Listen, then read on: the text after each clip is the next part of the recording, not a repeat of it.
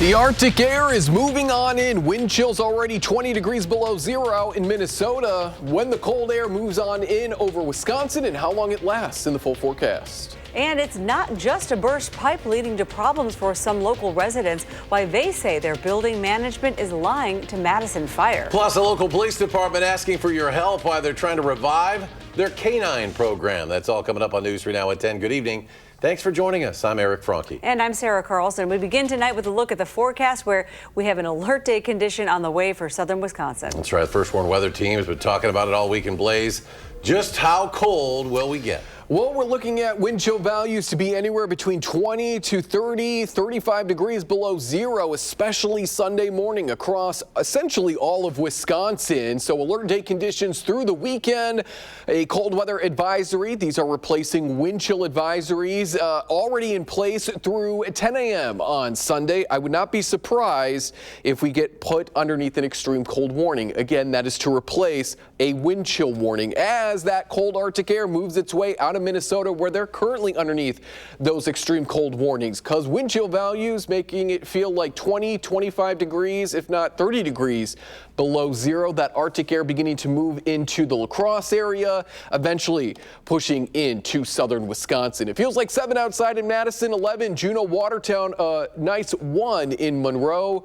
We slip below zero once we get north and west of the Wisconsin River. We're going to continue to remain cold as we go throughout the overnight hours, waking up on Saturday feeling like 20 to 25 degrees below zero, and even as we go into the afternoon, still feeling those same cold temperatures. We'll take a look at just how cold it's going to be waking up on Sunday, and there is some good news since it only lasts this weekend when we warm on up in the full forecast. And unfortunately, the Henry Vilas Zoo, well, actually, we're going to talk about checking your download and get your app and the First Warn Weather Forecast. You can do that on hourly planners, road conditions, and radar for free in your app store. Just search WISC weather. Well, almost 1 year to the day since the Abundant Life Christian School shooting, and the school releasing a statement. The principal at the time of the shooting sat alongside the school's new principal to send their love to the victims' families and thank those who stepped up to help. We also reflect on the tremendous outpouring of support that we received, not just from our church community, but from Madison and Dane County, around the state, and even across the nation and the world. We were well loved and cared for.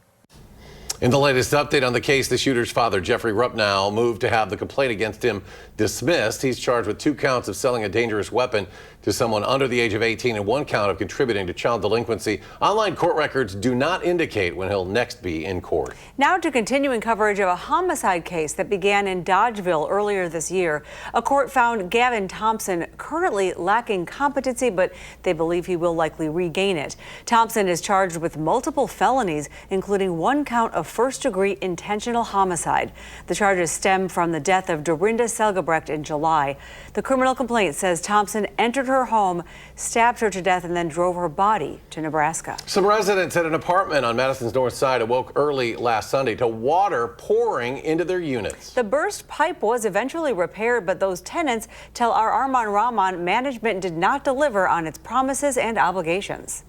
After a burst pipe displaced 4 tenants in the Parkcrest Apartments off of Troy Drive, some of those tenants say that they've had to struggle to keep their head above water with little to no help from management.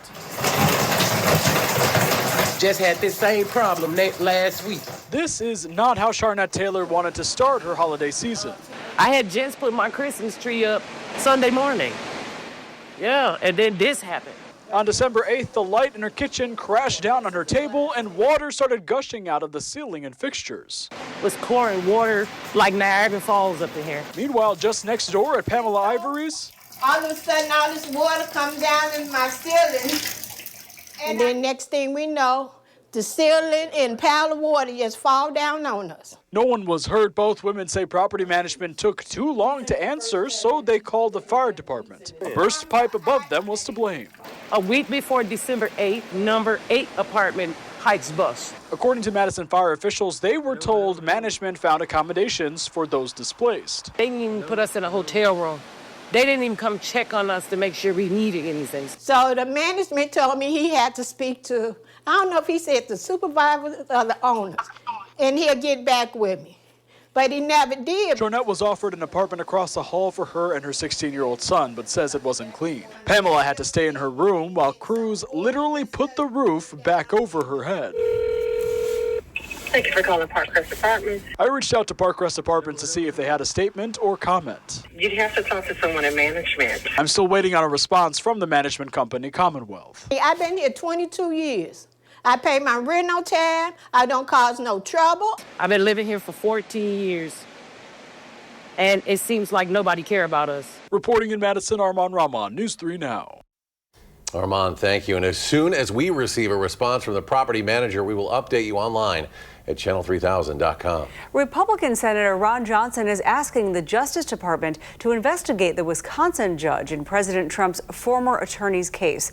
Jim Troupis is charged with 11 felonies for advising President Trump as part of a plan to submit paperwork falsely claiming that he won Wisconsin's 2020 presidential election. Earlier this week, Troupis accused Judge John Hyland of misconduct and called on Hyland to recuse himself. Hyland refused. Senator Ron Johnson does have a link to this case. Findings from the January 6th committee reveal that his chief of staff attempted to hand over fake electors for Wisconsin and Michigan. The FDA intends to put a black box warning on COVID-19 vaccines. That's according to two people familiar with the agency's plans. It is the FDA's most serious warning, intended to warn about risks such as death or life-threatening or disabling reactions that should be weighed against the benefits. It wasn't immediately clear whether the warning for COVID-19 vaccines would be applied only to mRNA vaccines or to all COVID-19 vaccines. And the CDC reporting the first flu-related pediatric death of the flu season. This says flu activity is increasing nationwide, with many cases being reported in children. A recent survey from Lurie Children's Hospital found 1 in 3 parents do not plan to get their child a flu shot this season. This is an alarming concern because we're expecting a very active flu year, and also the fact that we're seeing an H3 strain. Any drop in overall vaccination rates across the population means many more cases. And a record 280 children died from the flu last year. A majority were not fully vaccinated. CDC data shows as of November 29th, only 38% of children had received their flu vaccine. One of the biggest names in the race for governor is sitting down with News 3 Now on For the Record this week. Former Lieutenant Governor Mandela Barnes joined the large Democratic primary field last week, but Barnes is carrying the weight of a failed run for Senate back in 2022. He lost to current Senator Ron Johnson by 1 percentage point, but he tells political reporter Elie LaLiberte that he's ready for his comeback campaign. What makes you think this time around will be different? And I'll tell you, in 2018, we won by a little over half a point. So I've been on both sides of that coin. And I think often about the conversation that I had with Barack Obama after my election, after the 22 election. And he talked about the race he lost for Congress. He talked about what he did after. He got back into organizing, and that's exactly what I did. I've been working with a group called Power to the Polls. We've been focused on engaging new and infrequent voters. And you can watch Ellie's full conversation with Barnes on Sunday morning, 10:30 a.m. on For the Record. Today, Lieutenant Governor Sarah Rodriguez met with community housing leaders to discuss federal funding cuts. Now, recently, cuts were made to the HUD's Continuum of Care program. That leaves funding for initiatives supporting people with diagnosed disabilities or the chronically homeless in jeopardy. We know what happens when we don't have this type of permanent supportive housing for our most vulnerable people. What ends up happening is they are on the streets, and they often are in our emergency departments, or they end up in jail. And it is way more expensive to have them touch the justice system, to have them be in our emergency departments, than it is to make sure that they have housing. And one of the organizations at risk is The Road Home Dane County, which operates 13 housing programs serving about 250 families with children every single year. If you'd like to support them, a link to donate can be found at channel3000.com. Right now, the Mount Horeb Police Department is asking for your help to bring their canines back to the department. It has been 10 years since Mount Horeb had a canine as part of the team.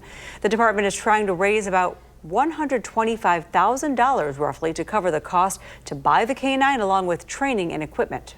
You never know when your time is going to be that you might need that dog. A lot of times these dogs can be used in search and rescue operations. A lot of times kids might wander away from a school, away from their home. It might be your family member that needs it. And we will have a link to donate to the Mount Horeb Police Department on our website, channel3000.com. And they do hope to have that canine by fall of next year. And next at 10, House Democrats release photos from the Epstein estate. And tensions continue to rise between the U.S. and Venezuela, the new hints at U.S. military action. Also, Blaze will be back with a final check on your alert day conditions, headed for southern Wisconsin. At 10.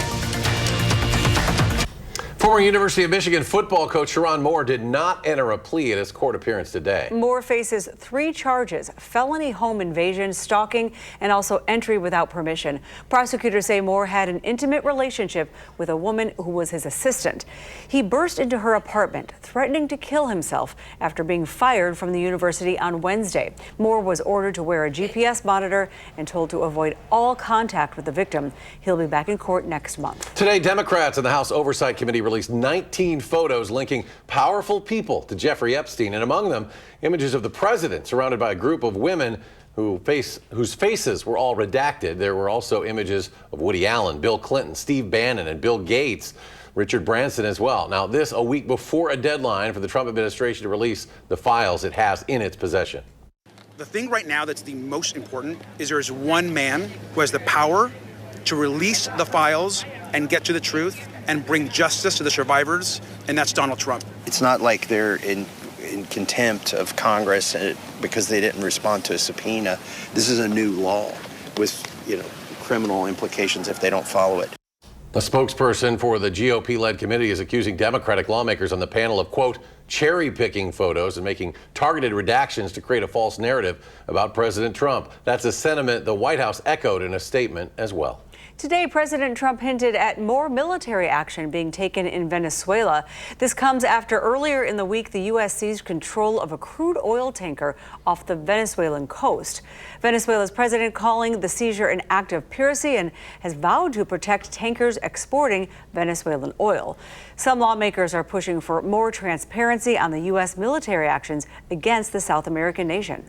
Congress deserves to know, and at least the Intel Committee and the other more important members in our House deserve to have the questions answered, because we're not at war with Venezuela.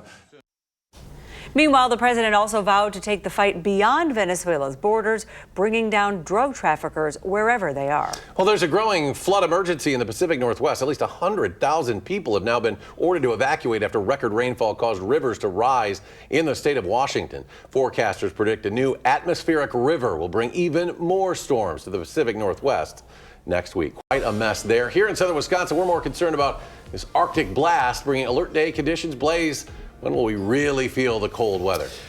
Starting tomorrow, and it is only going to stick around through the rest of Saturday night into Sunday. Saturday night is going to be the coldest night in terms of wind chill values, but we are going to continue to feel cold throughout the day on Saturday. That Arctic air moves in tonight, sending our overnight lows just slightly below zero for some of us underneath mostly cloudy conditions, bitterly cold temperatures, and wind chill values this weekend. Again, we have those alert day conditions, and for now, a cold weather advisory through the morning hours on Sunday. But there is a light at the end of this cold tunnel. 30s and 40s return by the middle of next week.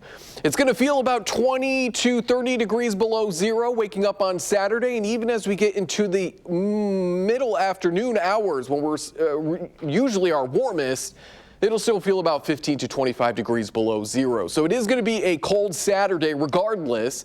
And then Saturday night into Sunday is when those wind chill values will be at their coldest. Most of us will feel about 30 or so degrees below zero. Some of us further to the north may be closer to that 40 degree below zero feeling wind chill value. With our overnight lows below zero and our winds out of the northwest from about 10 to 20 miles per hour, give or take. Here in the yellow box is kind of where we're expecting those wind chill values to be, and that means that frostbite can set in within about 10 to 30 minutes if you are outside for that long. So make sure that you are dressing warmly, plenty of clothes covering up as much skin as possible, and the same goes for your pets. If they have any vests, you might want to put those on and limit their time outdoors because they will get cold just like we will. With wind chill values, between 30 to 35 degrees below below zero. That's kind of our coldest wind chill threshold. This is brought to us by the Wisconsin State Climatology Office. Looking at parts of Wisconsin, we can see what the average coldest wind chill value is. Up north, it's obviously very cold. Those wind chill values averaging about 37 degrees below zero. But in our neck of the woods, it ranges from about 30 degrees below zero to, at its coldest, 35 degrees below zero. So these aren't out of the ordinary. However, they are occurring maybe a little bit sooner rather than later. Typically, we kind of get these more or less in January, not in mid-December. But this is our latest Arctic blast. It's going to send our daytime highs into those single digits with sunnier conditions occurring throughout the day on Saturday, maybe some morning snow. We'll take a look at where we could see some of that light snow in just a moment on Saturday. Sunday, plenty of sunshine as this Arctic high sits overhead. We're looking at communities pretty much hugging the state line to get that light snow Saturday morning, and then we quiet down from there as our high pressure system moves on in. Southerly winds on the backside of that high, warm our temperatures out of the single digits into those 20s by Monday, 30s by Tuesday, and there it is, the 30s and 40s by Wednesday and Thursday of next week. That's also when another system looks to move through the Midwest, and for now looks to bring us rain turning over to a mix and then maybe some snow as it wraps up Thursday before we quiet down by that following weekend. All right, we'll just try to get through the weekend, Blaze. Yes. Thank you. We're just 48 hours, less than 48 hours away for the Packers taking on one of the best teams in the NFL. And head coach Matt LaFleur is impressing on his players that the Broncos are not down and out until the whistle blows. News 3 Now's senior Packers writer Jason Wilde explains. While Packers-Broncos is not the same as an NFC North showdown like the Packers have had with the Lions and Bears and Vikings, oh my, in the last month, it is an important game. Not only is it a measuring stick for the Packers against the best team in the AFC, it's also against the team that has been fantastic at coming back from deficits. Of the Broncos' 11 wins this season, 9 have come after they trailed in the fourth quarter. And that is a message Matt LaFleur has made sure he's gotten through to his Packers players. I want to say it's 9 out of their 11 wins have been comeback victories in the fourth quarter. So I think that's another key is you're going to have to play a full 60, potentially plus minutes against this football team and really in all 3 phases. That's definitely a talking point and point of emphasis, I would say, is just you can't let up. I mean, these guys have been down, and whether it's Philly or the Giants, and just fought back and found a way. You can tell it's a resilient football team. Obviously, they got a ton of talent in every phase of it, and they got a bunch of great coaches, so they're never out of the fight. You'll be able to see if Packers-Broncos comes down to the final minutes by watching right here on Channel 3 on Sunday, 3:25 kickoff. And we'll have full coverage of the game and everything leading up to it on our website, channel3000.com. And while you're there, make sure you sign up for the newsletter, which delivers that coverage directly to your inbox every single day. In Green Bay at Lambeau Field, Jason Wilde, channel3000.com. Thank you, Jason. And you can watch the Packers take on the Broncos in Denver right here on WISC TV. The game kicks off 3:25 Sunday. And Kay is here, and we've got some Badger postseason action on the volleyball court tonight. Yeah, definitely. The Badgers are dancing. Just how far they're dancing next on News 3 Now.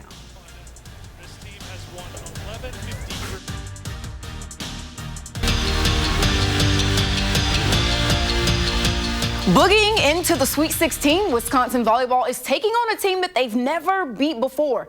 The Stanford Trees with an opportunity to change that. The Badgers start off strong as Una slaps one down in the first set. And then also here comes Carter Booth smacking one down, sealing the first set with the final point. But Stanford wasn't going down that easy.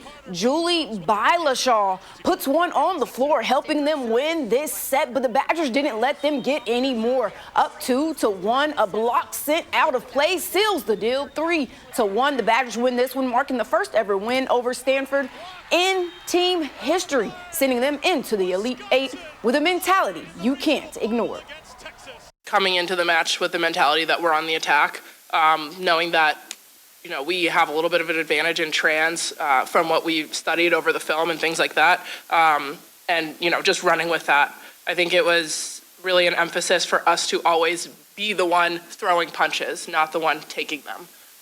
Former Badger and Steelers linebacker T.J. Watt has a successful surgery yesterday and is now headed home after his lung partially collapsed after a dry needling treatment Wednesday at the Steelers facility. While the recovery time is still unknown, J.J. Watt, his brother, tweeted on X that everything went well and that he was released from the hospital today.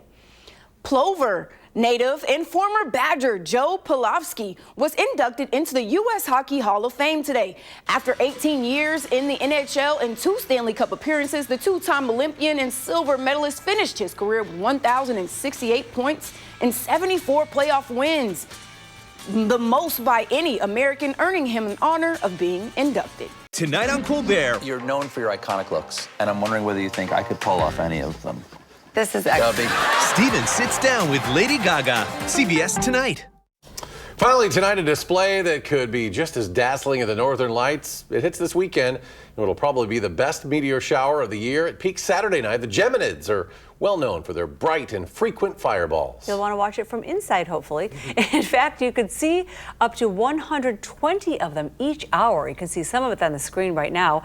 The best time to view is between midnight and dawn, and the best way to view, find somewhere away from city lights and give your eyes about 30 minutes to adjust before watching. That is some really cool stuff. I like the idea, though, of a skylight or something, so a window to look out of, because it's going to be very, very cold. Not negative 8 degrees.